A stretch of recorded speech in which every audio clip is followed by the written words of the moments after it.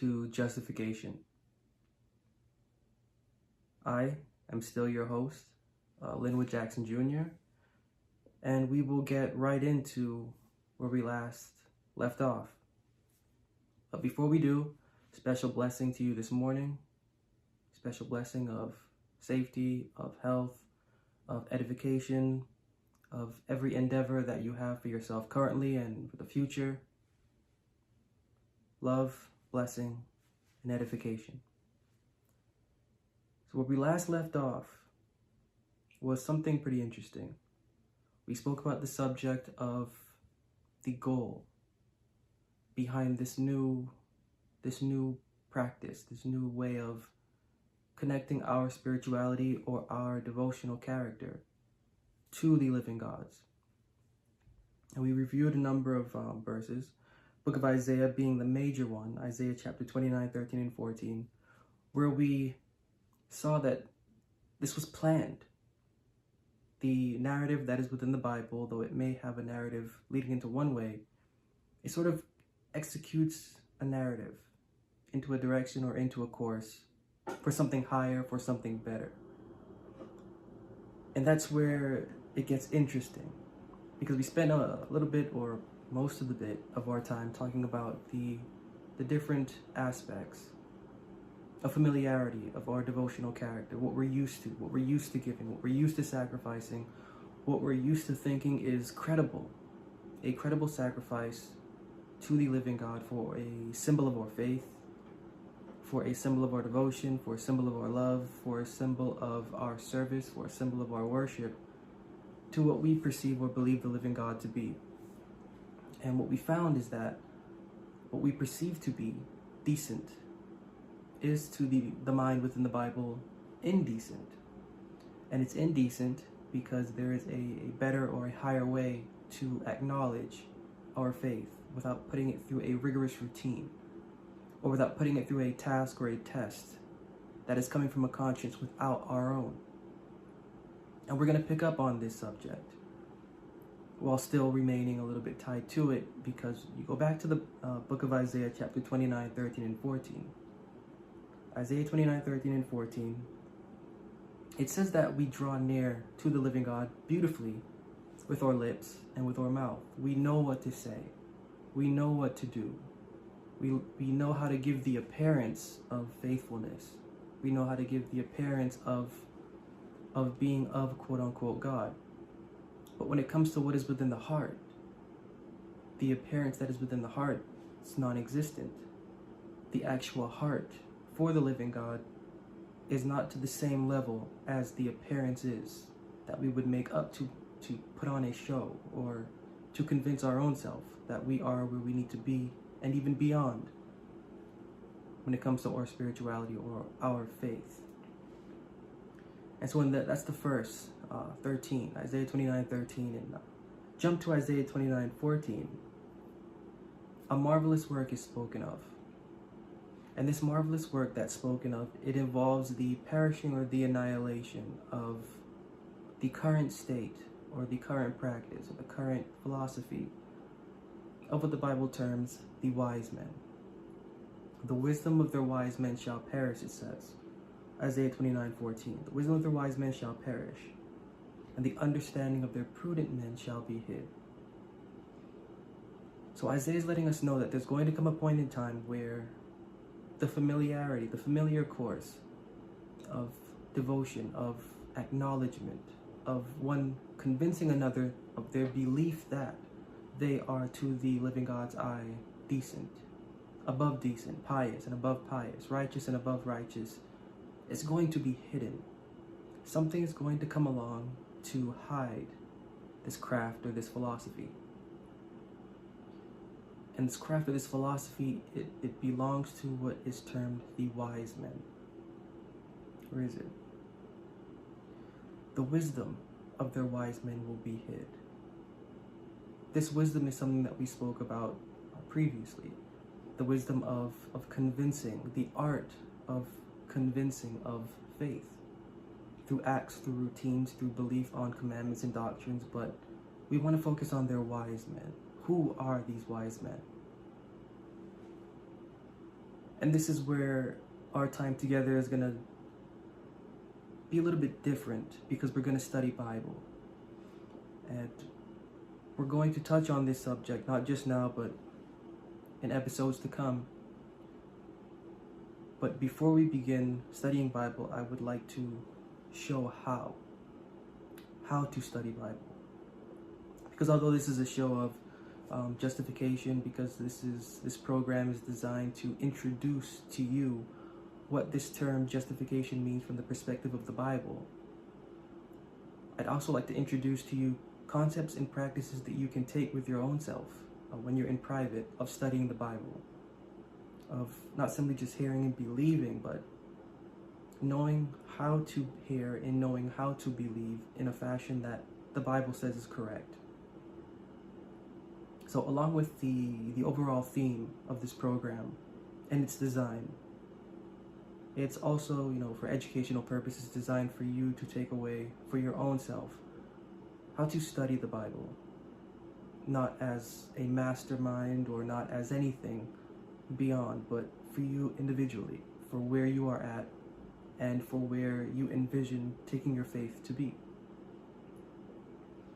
And so this is a core principle that we will exercise together, and that I would like you to exercise on your own, which is found in the book of Isaiah.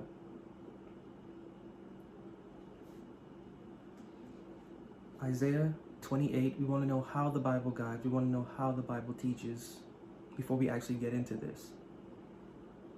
Because some of the illustrations that we're going to be reviewing, not just now, but in future episodes, as I slowly build up to that, these illustrations are going to involve thought, they're going to involve analysis and the connectivity of them both, to where it is arranged according to Bible standard. So Isaiah 28 and verse 9 and 10 tells us how we are to go about studying the Bible. Isaiah 28, 9 and 10, it reads, "Whom shall he teach knowledge? And whom shall he make to understand doctrine? Them that are weaned from the milk and drawn from the breasts. For precept must be upon precept, precept upon precept, line upon line, line upon line, here a little, and there a little." Written illustratively or philosophically, stripping this down in a real context, what we're reading is that when we're reading anything within the Bible, it has to be judged by its own self. Line has to be judged by the lines before and after it. Precept has to be judged by precepts in the chapter there, in the chapter before, in the chapter after, the chapter in other books, the chapter in books before, books after. The Bible has to define itself. And the way that we allow the Bible to define itself is by strategically allowing lines and verses to correct themselves, making no assumptions of our own until we have done the best that we can to let every variable that is similar in context define itself perfectly. Paul brings out this in the book of 1 Corinthians chapter 2. 1 Corinthians chapter 2, second illustration before we dive into what we're going to be getting into. 1 Corinthians chapter 2 and 12 and 13. 1 Corinthians 2, 12 and 13 reads, "Now we have received not the spirit of the world, but the Spirit which is of God, that we might know the things that are freely given to us of God, which things also we speak, not in words which man's wisdom teacheth." This goes back to the book in Isaiah, what we just read, the wisdom of their wise men. Same context. Which things we also speak, not in the words which man's wisdom teacheth, but which the Holy Ghost teacheth. And how does the Holy Ghost teach? Paul says, comparing spiritual things with spiritual. And that's on our part. Taking one illustration and comparing it, or better yet, in other words, contrasting it. Taking one illustration and contrasting it with another illustration, and getting the meaning out of it and continuing to go through that process. This is how we decipher the Bible's meaning.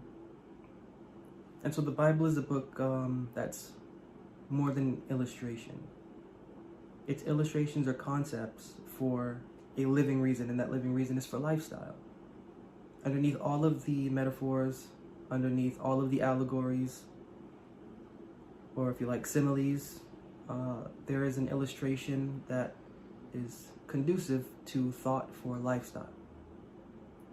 So the more that we hear these figurative illustrations, and the more that we're studying the Bible, we should not continue to build up figurative illustrations. We should actually build down to lifestyle, because this is what the Bible is trying to get at through its creativity, its creative lingo, its colorful language.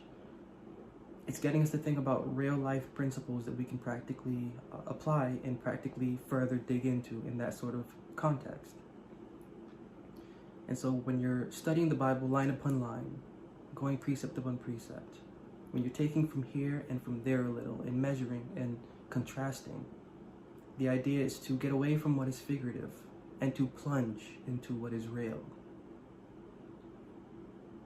So I had to go through that just a little bit so that what we're going to get into, because we want to study who these wise men are. Their wisdom is something that we have been reviewing, and even in the last episode of the routine or the philosophy or the theology behind a working devotional relationship between the individual and their idea, not a knowledge, their idea of what God is. This routine or this philosophy or this theology of routine, of working for credibility to a perceived divine eye that we believe accepts this route for righteousness, for piousness, for one as appearing studious, for one as appearing as a part of that elect household. This philosophy is that wisdom. And we want to know these wise men because it all ties in. It all ties in of who these wise men are, and more importantly, how the Bible defines man is really what we're getting at. How the Bible defines man. And a quick illustration for how the Bible defines this term man, and in context, is in the book of Philippians. Could start elsewhere, but for the sake of time, and for the sake of, we have episodes to get into this, so we will. Philippians chapter 2, 6 and 7. Philippians chapter 2, 6 and 7 reads, "Who, being in the form of God, thought it not robbery to be equal with God, but made himself of no reputation, and took upon him the form of a servant, and was made in the likeness of men." Now this verse and the context of this verse has been taken out of hand theologically. But for the purpose of where we are right now, was made in the likeness of men. We're going to study this phrase, was made in the likeness of men, just with another verse, to understand how the Bible is defining man, or men. Flipping to the book of Galatians, chapter 4. Galatians chapter 4, verse 4 and 5. Galatians 4 and verse 4 and 5 says, "But when the fullness of time was come, God sent forth his Son, made of a woman, made under the law, to redeem them that were under the law, that we might receive the adoption of sons." Now, contrasting these two verses, you can understand the definition of how the Bible is defining man by the words that are behind the word men. So, in Philippians, we have an individual that was made into the likeness of men.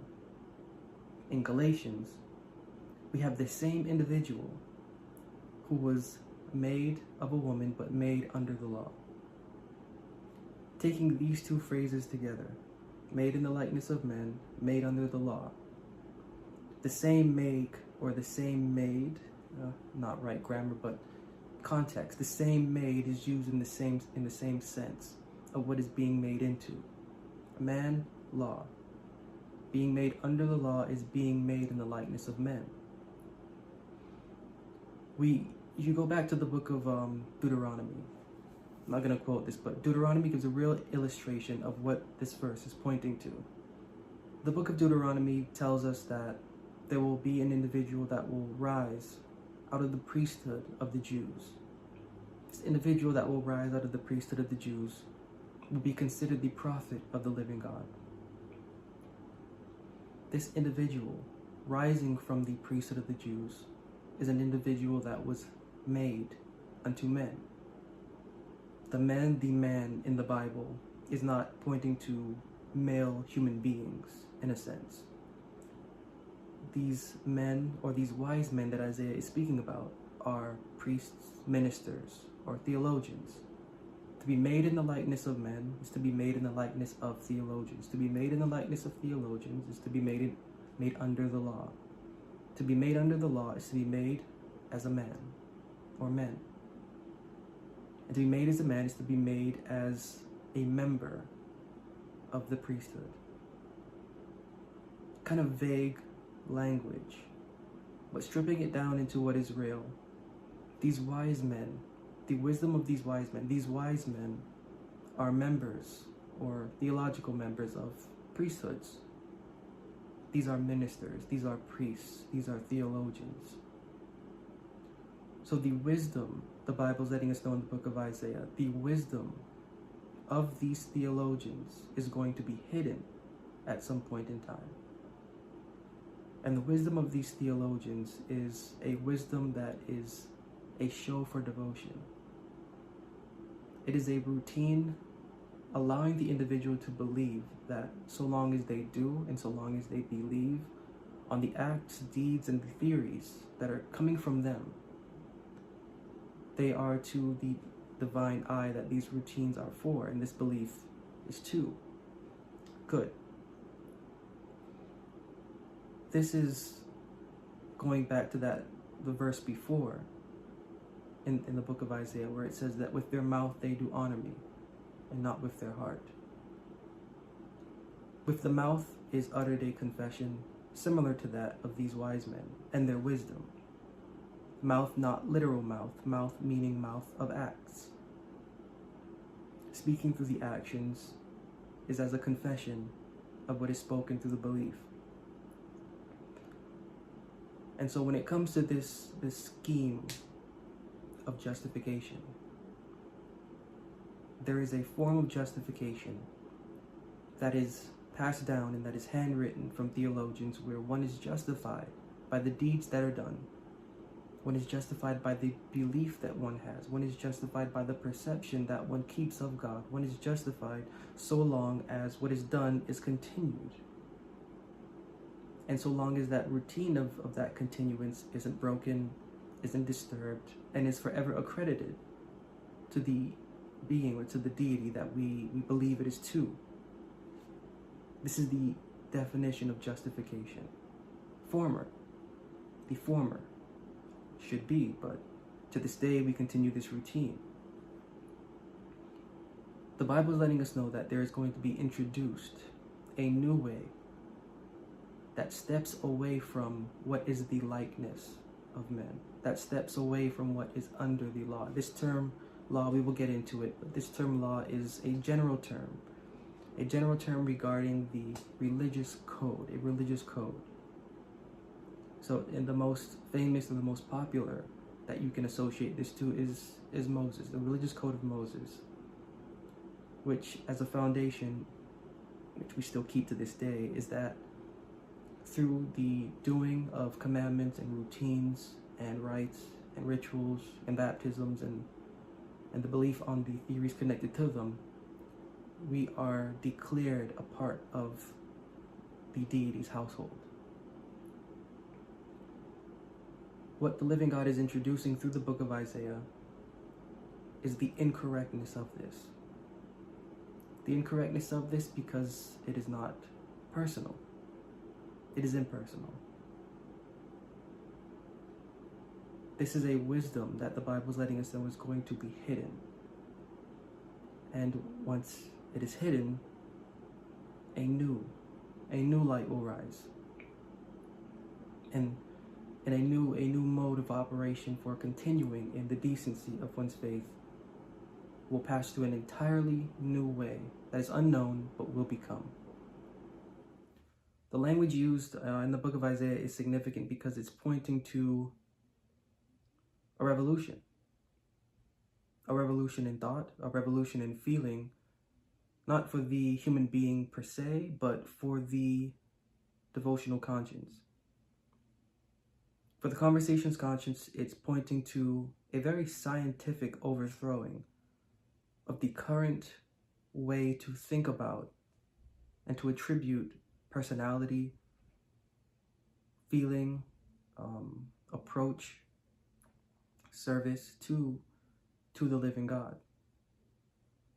And we can see this in the book of Isaiah again, Isaiah 51 and verse 4 and 5. Isaiah 51 and verse 4 and 5 reads, "Hearken unto me, my people, and give ear unto me, O my nation. For a law shall proceed from me, and I will make my judgment to rest for a light of the people. My righteousness is near, my salvation is gone forth. In mine arms shall judge the people. The isles shall wait upon me, and on mine arm shall they trust." This is pointing to that chief messenger of the living God that should come. That same individual that Moses spoke about in the book of Deuteronomy, that major key figure, minister, that should appear and give only the words of the living God. The book of Isaiah, the words that he should give are called a law or a commandment or a specific philosophy. This commandment that is near, this salvation that is near, is a philosophy that is the overturning philosophy of those wise men. And taking a few chapters back to the book of Isaiah chapter 42. Isaiah 42, 3 and 4, pointing to the same individual that should appear from out of the priesthood, from out of the likeness of men, that should appear from out of the likeness of men, that should appear from out of the same religious code, the same belief. It says, "A bruised reed shall he not break, and the smoking flax shall he not quench. He shall bring forth judgment unto truth. He shall not fail nor be discouraged till he have set judgment in the earth. And the isles shall wait for his law." This same verse is in context, same verse as the one in Isaiah 51, where it is, "A law shall proceed from me, and I will make my judgment to rest for a light of the people." This same law that will proceed from the living God is these same words that Moses spoke of in the book of Deuteronomy, proceeding from the living God, uttered by a specific individual. And the wisdom that this specific individual is going or should be giving or will be giving is a wisdom pointing the individual away from the current train of thought, from the current theological standard for how to approach the ancient God. The getting away from this is what he pointed to in the book of John chapter 3 and verse 6, "That which is of flesh is flesh, that which of the spirit is spirit." So if in John 4:24 again it says God is a spirit, and then in the book of John 3:6 it says that which is of the spirit is spirit, what is of the flesh should not connote what is of the spirit. And this was the argument that this individual put forth. What you are doing through your body should not be conducive, but is absolutely corrosive to what should be for the spirit of your mind. If you are going to believe that God is a spirit, should what you're doing through your body be enough to suffice? There should be more. There should be more without the body. There should be more within, actually, within this body. The essence within, the temple within. Because in the book of John, it also says when he spoke about his resurrecting, he spoke about the temple of his body. This temple is the temple within. And so when it comes to the overturning of this wisdom of a physical religion for a conscience, or for the purpose of the conscience, belief that you are decent, the overturning of this philosophy for an inward, and there's the word, justification. And that's the switch, and that's the switch that matters. It is a switch that matters for this purpose. In the book of Isaiah chapter 26. Isaiah chapter 26 and verse 3. Much to these verses before and in this verse right now, but highlighting just one point. Isaiah 26 and verse 3, it says, "Thou will keep him in perfect peace, whose mind is stayed on thee, because he trusteth in thee." The new way of taking the conversation through a routine that it doesn't know. I don't know where I stand. Everything that I thought before is just turned upside down. I'm in a bit of darkness about what to believe now. I don't know how to go about arranging my faith. I don't know where to start in the Bible. I don't know where to start with my life when it comes to what I should believe on the living God for or about. What can I have to believe on the living God with if what is physical is removed from the experience? All of this is normal. And all of this is normal because it is adding a sense of wisdom to you that is apart from a wisdom that you're receiving from outside of your experience. The mind is supposed to be stayed on the living God. How can that happen? We're supposed to be receiving peace, stillness into our lives because of our faith. But how can that happen if our faith is determined on what another individual has said or on what another individual has written that has absolutely nothing to do with us personally?